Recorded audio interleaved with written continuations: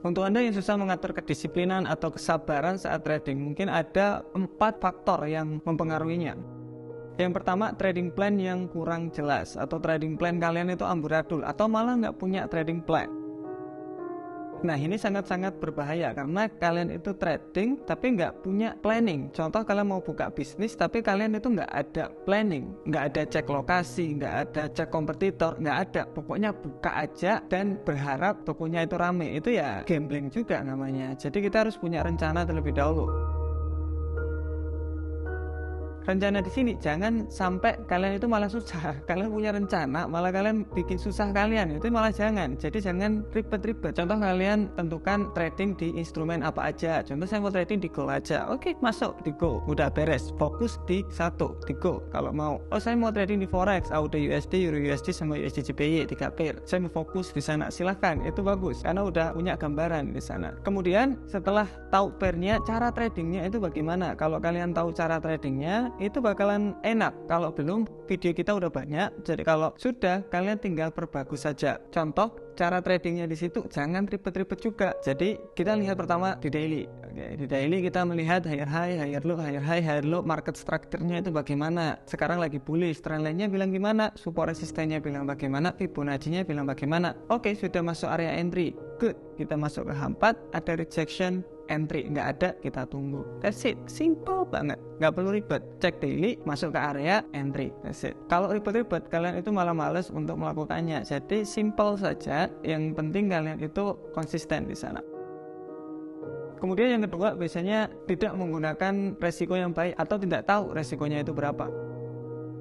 Intinya seperti ini, ketika kita tahu berapa yang kita resikokan setiap kali trading, kita itu kayak tenang. Kalau kalian itu nggak tenang, mungkin kalian meresikokan lebih banyak dari yang kalian itu bisa terima. Makanya kalian itu nggak tenang. Atau kalian biasanya kalau trading itu deg-degan saja, ini bagaimana ya, itu berarti kalian itu resikonya terlalu besar, lot size-nya terlalu gede. Jangan gede-gede, santai aja. Kemudian kalau kalian juga tidak tahu resikonya, kalian seperti berjalan tapi ditutup matanya pakai kain. Jadi kalian jalan, kalian ditutup matanya, itu bagaimana? Ya terkadang dapat jalan yang bagus, lurus dan aman-aman aja. Tapi terkadang juga kalian bakalan terjerat, yaitu terjun ke lubang yang sangat besar. Bisa jadi terjun lubang mati gitu. Bisa jadi karena kalian tidak tahu jalannya itu seperti apa, kalian ditutup matanya. Jadi pastiin kalian itu dibuka matanya dan oke, saya pengen resiko segini. Kalau segini itu kebesaran apa enggak ya menurut saya ya. Nah, karena setiap orang itu berbeda-beda. Mungkin menurut saya meresikokan 1 juta itu kecil, menurut Anda besar. Jadi beda, kita itu beda. Pastiin itu sesuai dengan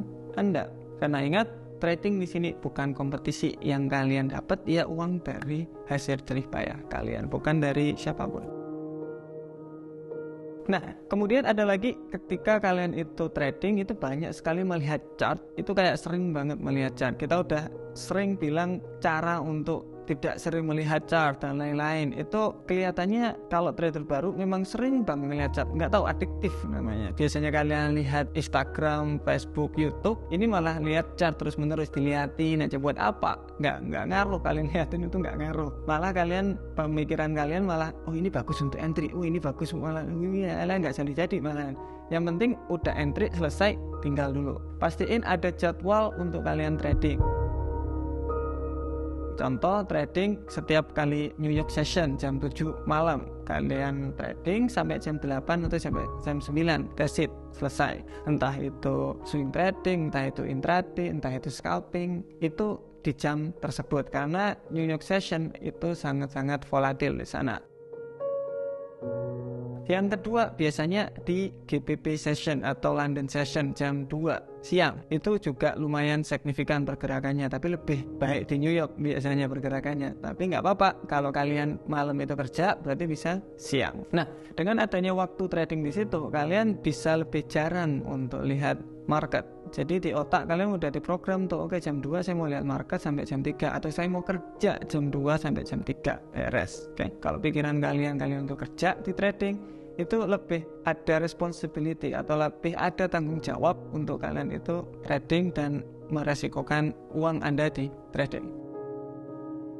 Kemudian ada juga namanya psikologi trading. Kalian harus pahami ini sangat-sangat penting karena biasanya orang itu gagal di sini. Technical analysis saya dan Anda itu sama. Wes nggak ada bedanya. Kalian kalau masuk ke Discord kalian sharing analisa itu saya juga agree. Ya benar, kayak gini, kayak sama. Tapi yang bedain apa? Psikologi trading. Karena trading saya dengan trading Anda itu berbeda. Mungkin saya suka ketika saya entry, kemudian saya dapat untung, saya ambil separuh, sisanya saya biarin. Mungkin kalian juga seperti itu. Atau malah kalian suka yang digulung terus, digulung. Atau kalian punya cara yang lain. Itu karena setiap orang itu mempunyai cara trading berbeda-beda. Psikologi trading yang berbeda-beda. Saya suka ambil profit terlebih dahulu karena psikologi lebih enak buat saya. Karena saya pengen beli apa, saya tinggal ambil di uang trading, kemudian saya beli barang tersebut. Saya sering banget seperti itu. Ya kan enak mas, akun mas sudah gede, tapi ya iya memang benar. Tapi awal mula semuanya dari akun kecil. Dari akun kecil kita besarkan. Nanti kalau udah bosen-besan mungkin mulai dari kecil lagi, gede lagi, kecil lagi, digedein lagi, gitu aja sampai bosen. Yang penting di sini skillnya kalian sudah bisa dapat. Kalau skillnya udah dapat, kalian bisa kerja dimanapun, kalian bisa trading dimanapun, dan yang pastinya kalian bisa dapat uang walaupun kalian itu lagi jalan-jalan kah, kita lagi di Singapura, kita lagi di Surabaya, Jakarta, kita masih bisa kerja atau kita masih bisa dapat uang di sana. Itu yang saya suka di trading.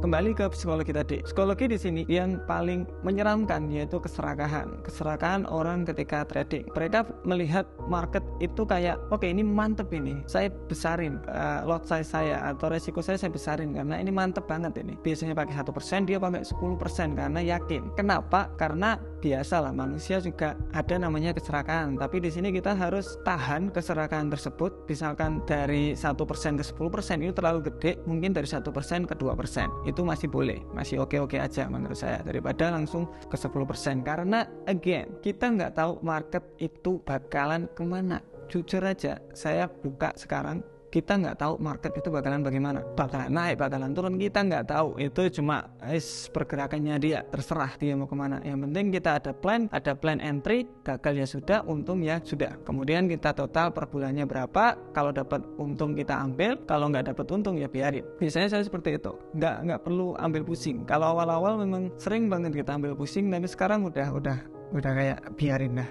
Inti dari sini itu pelajari diri Anda. Anda itu tipe seperti apa? Misalkan saya pekerja UMR,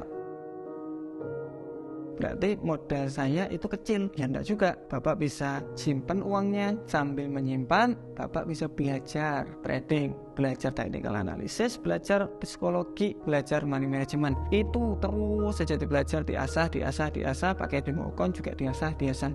Setelah nabung cukup untuk trading, Bapak bisa langsung masuk live account. Jadi di sini saya saranin nabung. Kenapa? Karena kalau kita pinjam di bank, kita pinjam di teman, itu psikologinya nggak enak. Karena ketika kita pinjam bank, hasil trading itu tidak pasti. Terkadang bulan ini dapat lumayan banyak, bulan besok terkadang kita juga minus, terkadang kita nggak dapat apa-apa. Itu sering banget kayak gitu. Tetapi apa yang pasti yaitu bayar bunga bank, itu pasti. Jadi pastiin kalian janganlah pakai kayak gitu, yang santai aja. Trading itu dibuat santai, dibuat tenang, karena dengan ketenangan tersebut kalian itu bisa enak nanti tradingnya. Dan ini kata-kata terakhir untuk Anda, untuk yang modal kecil, bagaimana cara Anda mendapatkan profitnya itu lebih penting daripada berapa banyak uang yang kalian dapat kalau modal kecil. Karena ketika kalian itu trading, caranya itu baik, konsisten, walaupun kalian diberi modal gede, kalian bakalan juga bisa profit dengan konsisten. Sekarang kebalikannya, walaupun modal kalian itu kecil tapi resiko kalian itu gede, kalian dikasih modal berapapun itu bakalan habis. Jadi cara tradingnya itu bagaimana, itu yang menentukan kita profit atau enggak di bisnis trading ini. Itu dari saya, see you next video, bye bye.